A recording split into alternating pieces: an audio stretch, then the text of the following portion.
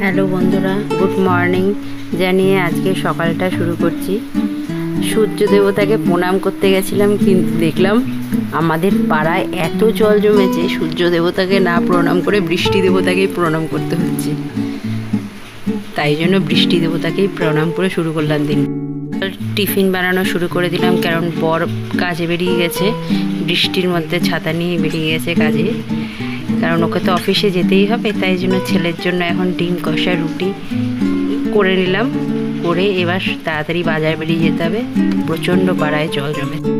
তোমাদের তো বললামই, এই যে ডিম আর কষা আর রুটি করব। এই যে ডিম রান্না শুরু করে দিলাম, কারণ ছেলে তো রেডি হয়ে আছে। আমার ছেলে ডিম কষা দিয়ে রুটিটা খেতে খুব ভালোবাসে, মানে ডিম ভাজা দিলে ওনার হবে না, ওনাকে ডিম কষাই দিতে হবে। আবার সেটা ঝাল ঝাল হতে হবে, কষা হতে হবে। এই যে ডিমটার আলু সেদ্ধ হয়ে গেছে, কড়াইতে কষিয়ে নিলাম আলুটা। এবার ডিমটা দিয়ে গরম মশলা দিচ্ছি, গরম মশলা দিয়ে ডিমটা দিয়ে কষিয়ে নিচ্ছি। দেখো ডিমটা দিয়ে আমি কষিয়ে নিচ্ছি, আর সাইডে আরও কাজকর্মও করছি। ব্যাস ডিমটা রেডি হয়ে গেছে, পাশে রুটি করা আছে, ব্যাস খেয়ে নেবে। বাজার থেকে জাস্ট ফিরলাম, ফিরে মাছ টাছ ধুয়ে কড়াই রেডি করে তেল বসিয়ে দিলাম গরম করার জন্য।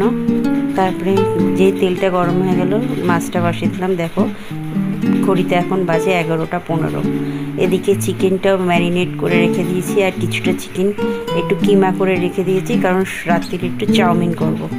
আর এদিকে মাছ ভাজাটা হয়ে গেছে, মাছ ভেজে তুলে নিয়েছি। নিয়ে এবার তেলের মধ্যে সাদা জিরে ফোড়ন দিয়ে দিলাম, সাদা জিরে গরম মশলা ফোড়ন দিয়ে কষানো হয়ে গেল প্রায়।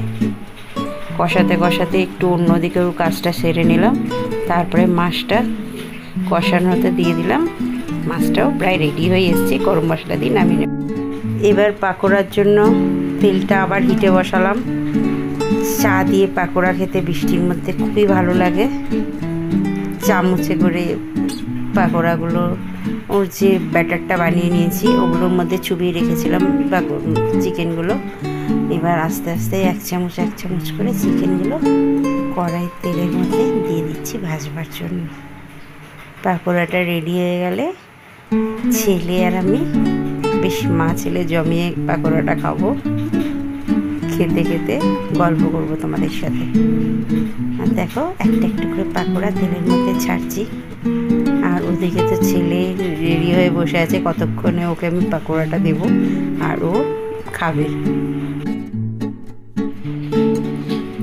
পাকোড়াটা আস্তে আস্তে কড়াইতে হচ্ছে, কারণ এটা তো স্টিম আছে করতে হয়, তাই জন্য আস্তে আস্তে দেখো উল্টো পাল্টে নিচ্ছি, যাতে ভেতরটা কাঁচা না থাকে।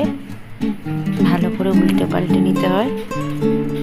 ততক্ষণ অন্য কিছু রেডি করছি, একটু চা করব। চা দিয়ে তো পাকোড়াটা খেতে খুব ভালো লাগে। দেখো কথা বলতে বলতে প্রায় পাকোড়াটা হয়েই গেল। দেখো পাকোড়াটাও রেডি, আর আমার খাওয়ার জন্য আমরা দুজনেও রেডি। দেখো একটা বাইট দিয়েও দিয়েছি পাকোড়ার মধ্যে। আজকে আর তেমন কিছু বলার নেই, আজকের ভিডিওটা এখানেই শেষ করছি।